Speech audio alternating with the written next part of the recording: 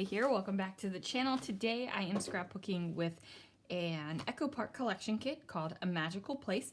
Now I picked this up from the Brutus Monroe store. As you can see, I've already dug into it, but I do have a bunch of awesome things. And I'm also going to be using this small stamp set called Birds of a Feather, and it's of these two birds on a branch. Now, I chose this stamp set, even though it's not Disney themed, to go with this photo. So this is me and my son when we went to Disneyland together, and my son had texted this photo to some of his friends, and they were like, dude, which one's you and which one's your mom? Now, you can definitely tell that that's me and that's him, but like our eyes look very similar. So birds of a feather, right? So let's see what I can do. All right, guys, so it looks like I did that thing that happens every once in a while where I kind of forget to hit record. So I wanted to share the layout that I did. Now, I took the sheet of camera paper, again, from A Magical Place. This is called Strike a Pose. You can get this on the Brutus Monroe website. It comes in a nice collection pack.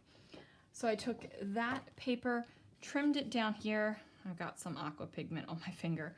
So I trimmed it down here, trimmed another sheet of paper where it had some words to place it on this side so that I would have a little bit of a border. I knew I was going to have a lot of stuff over on this side, but I didn't know that I wasn't going to have a lot up here, so I didn't want that just that line sitting there. Now I did take one of the die cuts, not this one, although that one probably could have worked as well. I took one of the die cuts, trimmed this around a sheet of white cardstock, pulled this out, stamped the Birds of a Feather stamp set onto it, pop, like that. I just used the Brutus Monroe detail ink, which, you guys, is my absolute favorite black ink. It just works so beautifully. So I did that, and then I took my turquoise aqua pigment, and this was where I made the mistake. I did this full strength on this white paper. I was hoping to get more like this turquoise blue color. I didn't test it out. I didn't do anything like that. I just went for it. Now, if I would have watered this down a little bit, it would have been a lot lighter and matched this blue a little bit better. Now, since I didn't do that, I decided to introduce this blue in multiple places on my layout, kind of in a diagonal line. So I have this die cut down here. I also matted a couple stickers right here, and then I did this banner on this side. Now, with the banner, when I paint it here, I paint it with a very thin brush.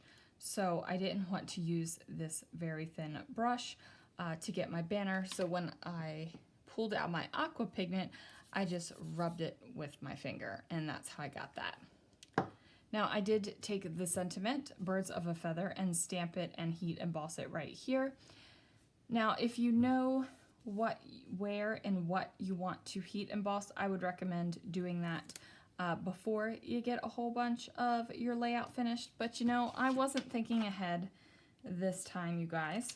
So I took my Brutus Monroe embossing ink in clear.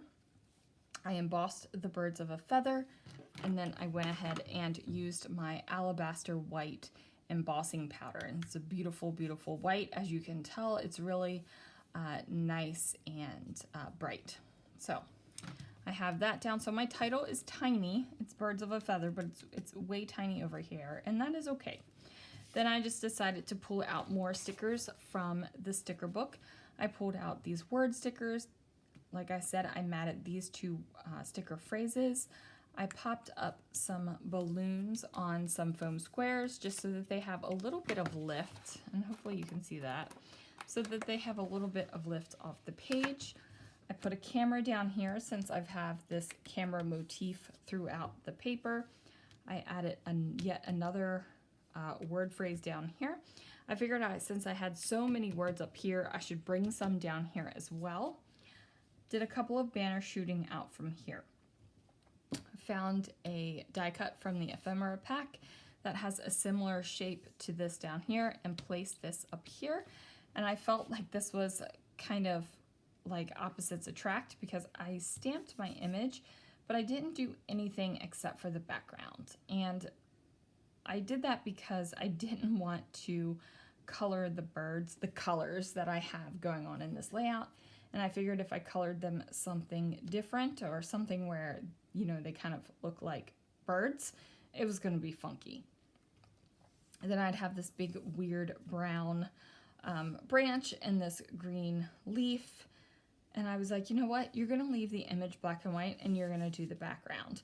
So this turned out pretty cool. And then up here, the image is color, but the background is white. So I feel like it's an opposite thing going here. And because we have this opposite thing going on, it balances it out nicely. And then I took a white pen and just did some journaling. It says, I said, it's no secret that Alex and I look similar, but you can really see it in this picture, especially with the glasses. I guess it's better than looking like someone else's mom. I'm so thankful he enjoys doing the Disney with me. It's such joy. And it really is. It's a lot of joy to have children that enjoy Disney and enjoy spending time with you in Disney. So if you're interested in any of the products that I used, I will go ahead and link them down below. And then be sure to use things in a way that are a little unexpected.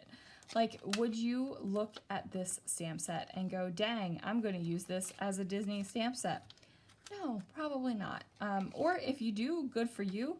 I originally did not think of this as a stamp set. I thought this could be a good stamp set for a wedding card or a congratulations or something like that. But in this case, it turned into a stamp set for a Disney layout.